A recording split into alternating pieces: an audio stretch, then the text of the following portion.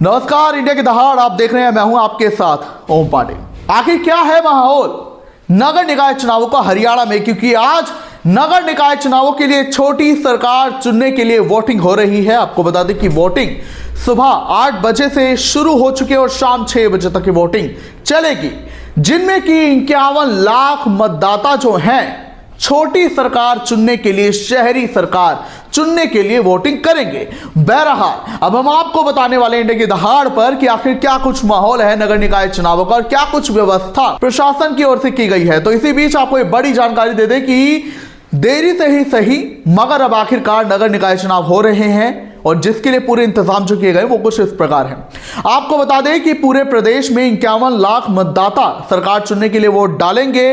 इसके अलावा पूरे प्रदेश की अगर मैं बात करूं तो 9 नगर निगम है, 5 नगर परिषद और 26 नगर पालिकाएं हैं जिनमें की वोटिंग हो रही है जो है पार्षद वगैरह चुनने के लिए। इसके अलावा पूरे प्रदेश में जो है 5126 मतदान केंद्र बनाए गए हैं, जिनमें की 393 संवेदनशील हैं और 531 अति संवेदनशील, जिनमें की सबसे ज्यादा गुरुग्राम में है। गुरुग्राम में जहां संवेदनशील 163 बूथ हैं, इसके अलावा 256 बूथ ऐसे हैं जिन्हें की अति संवेदनशील की कैटेगरी में रखा गया और ये सबसे ज्यादा गुरुग्राम में है। इसके अलावा रोहतक में, फरीदाबाद में भी और अन्य शहरों में ऐसे ही अति संवेदनशील और संवेदनशील बूथों को आइडेंटिफाई करके व्यवस्था की गई है। और पूरे प्रदेश में नगर निकाय चुनावों को अच्छे से संपन्न कराने के लिए जो है 30,000 से ज्यादा अधिकारी और कर्मचारी की ड्यूटी लगाई गई है और 10,000 से ज्यादा जवान जो है सुरक्षा करेंगे मतदान केंद्रों पर। और ये जो अति संवेदनशील बूथ मैंने आपको बताया, यहां पर वीडियोग्राफी भी हो रही है। इसके अलावा आपको ये जानकारी दे दें कि आखिर पुरुष और महिला कितने वोटर्स हैं जो इस निकाय चुनावों का हिस्सा है।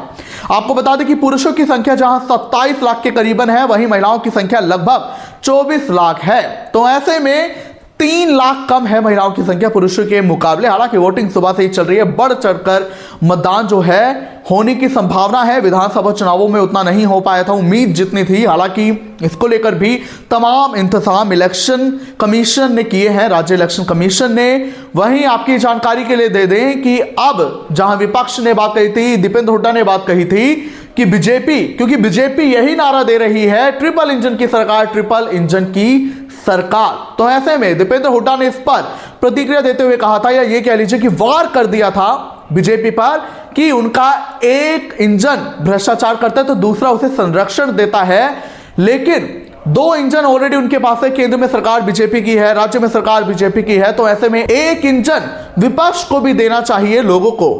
तो ऐसे में ये अपील उन्होंने लोगों से की थी। और आपको बता दें कि निकाय चुनाव को लेकर ही नायब सैनी ने ट्वीट भी किया, जहां लोगों से उन्होंने जो है अपील की बढ़ चढ़कर वोटिंग में हिस्सा लेने की। वहीं आपको बता दें कि केंद्रीय मंत्री मनोहर लाल खट्टर मतदान कर चुके हैं, कृष्णलाल पवार मतदान कर चुके हैं, देश की सबसे अपील महिला और हिसार से निर्दलीय विधायक सावित्री जिंदल मतदान कर चुकी हैं और तमाम नेता भी मतदान करने में लगे हुए हैं। और जो तस्वीरें आ रही हैं वो ये है कि जानकारी मिली कि गुरुग्राम, नूह और फरीदाबाद में ईवीएम खराब हुई है एक जगह। हालांकि इसको लेकर लगातार काम भी हो रहा है और आंकड़े लगातार अपडेट होते रहेंगे इलेक्शन कमीशन की वेबसाइट पर।